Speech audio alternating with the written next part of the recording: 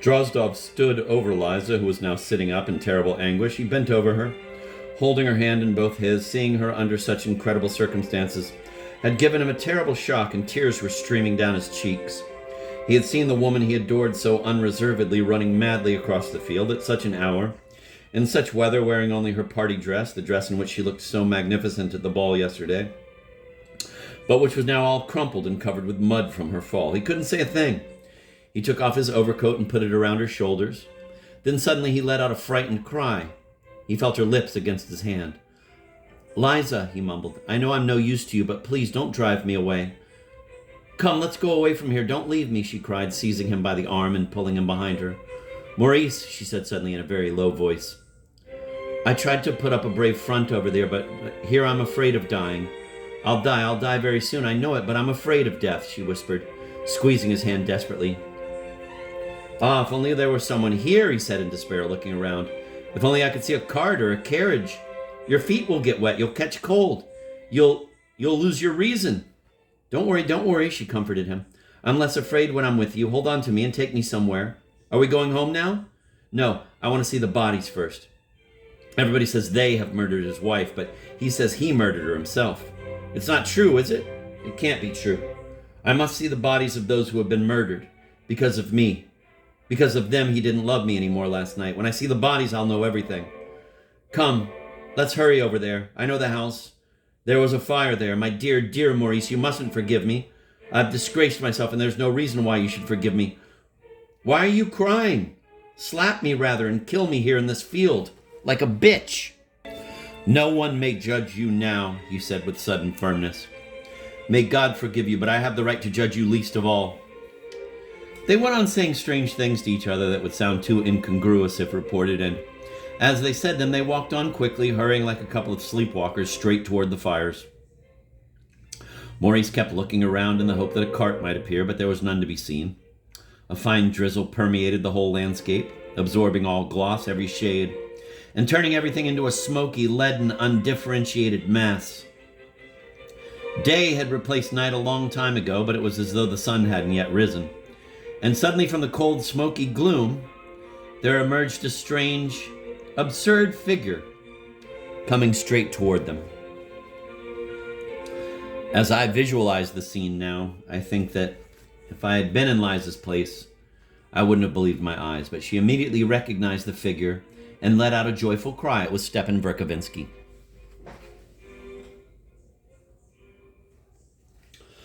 Why he was walking there, how his insane idea of flight had come to be realized, I'll get to later. For the time being, I'll only mention that morning he was already feverish, but that the fever had not been enough to break his resolve. He was stepping firmly over the wet grass, and it was obvious that he had planned his action as thoroughly as an impractical indoor man could without outside help. He was dressed, quote, for travel, end of quote. That is, he was wearing an army overcoat, around which he had somehow buckled a shiny leather belt.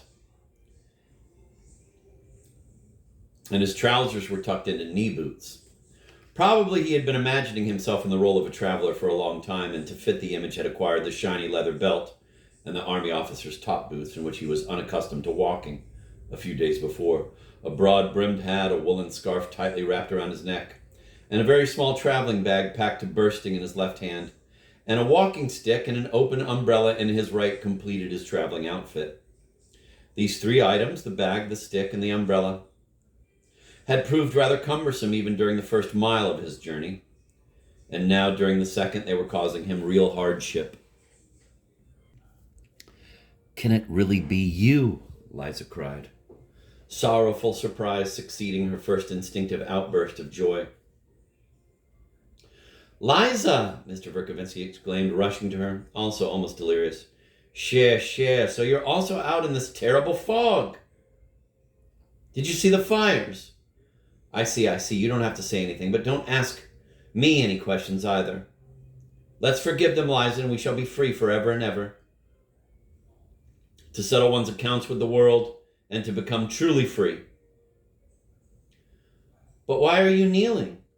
Because in saying farewell to the world, I want to say farewell to all my past in your person. He began to weep and placed her hands on his tear-stained eyes. I'm kneeling before everything that was good and beautiful in my life. I kiss it and I thank it. Now I've cut myself in two. Back there is the madman who for 20 years dreamed of taking off into the clouds. Here is the broken, shivering old tutor in the house of a merchant. But you're drenched, Liza, he cried, jumping up as he felt his knees also getting soaked on the wet earth. And why are you outdoors in such a dress? And walking on foot over this field? And crying? Yes, I think I heard something, but where have you come from now? He seemed frightened and asked his questions more and more hurriedly, casting puzzled side glances at Drozdov. But do you have any idea what time it is? Tell me, Mr. Verkovensky, have you heard anything about the murder victims over there? Is it true? Is it? Ah, those people. I saw the flames through the night, and they were their work. How else could they end up? His eyes flashed as of old. I'm running away from a nightmare, from a feverish dream. I'm running to try to find Russia. Do you exist, Russia? Oh, it's you, Captain. I never doubted I'd find you performing a deed of great courage someday. Here, take my umbrella. But really, why must you go all the way there on foot? Take this umbrella, for heaven's sake. I'll take a carriage somewhere anyway. I'm walking now because my Nastasya would have started shouting and stirred up the whole street if she'd found out I was leaving for good. So I had to slip out as far as possible without being noticed. I know that the Voice keeps reporting robberies and assaults all over the place, but I don't think I'll stumble on a bandit just as I'm setting out on my journey. Chère Liza, I believe you mentioned that somebody had killed someone? Oh, mon Dieu, you're ill. Let's go, Liza shouted hysterically, pulling Maurice behind her. Wait, Mr. Verkovensky, she returned to him. Let me make the sign of the cross over you. Perhaps it would be more appropriate to put you in a straitjacket, but I suppose I'd better just make the sign of the cross. You too. Pray sometime for your poor Liza. Oh, not too much. Don't overwork yourself praying for me, just now and then. You know, a little. Hey, Maurice, give that child back his umbrella. Come on, give it to him immediately. Right. Now let's go. By the time Liza and Drozdov reached the house where the murders had taken place, the crowd thronging around it had heard plenty about how advantageous it was for Stavrogin to murder his wife. But I must say once again that the great majority just listened in sullen indifference. The only people who got excited were the noisy drunks and those who were somewhat off their heads to begin with. Like that arm-waving locksmith I mentioned before. He was usually a quiet man, but from time to time, when something shocked him enough, he would go off his head like a bird taking off in flight. I didn't notice Liza and Maurice arrive, and when I did finally catch sight of her, I was stupefied. At first I didn't see Drozdov. He must have been separated from her at that moment by the crowd as she forced her way through it, oblivious to everything and everyone around her. Like a delirious patient who has escaped from a hospital bed, and, as might well be expected, it didn't take long for her to attract the attention of the people around her. First they exchanged some remarks, then suddenly they were shouting, "That's Stavrogin's sweetheart! It's not enough for them to kill, they also want to have a good look at what they've done." Then I saw a hand rise and fall over her head, and Liza went down. There was a mad howl, and Drozdov, trying to go to her rescue, struck a man who was in his way with all his might.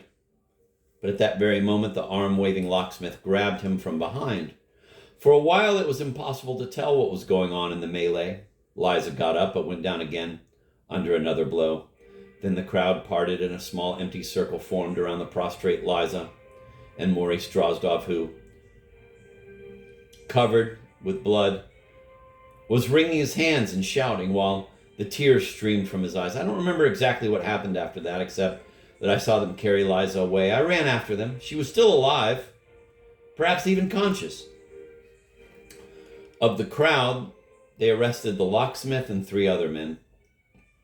These 3 fellows deny to this very day that they had anything to do with the mob killing and claim they were arrested by mistake. They may even be telling the truth, and although there's no doubt about the locksmith's guilt, he is capable to this day of accounting for what happened, having acted in a sort of trance. I was called to testify as a witness, though I was only a distant one. I declared that everything happened accidentally and that the culprits were people who, though perhaps bent on killing, actually hardly realized what they were doing. They were drunk, and their thinking was already blurred. And that is still my opinion today.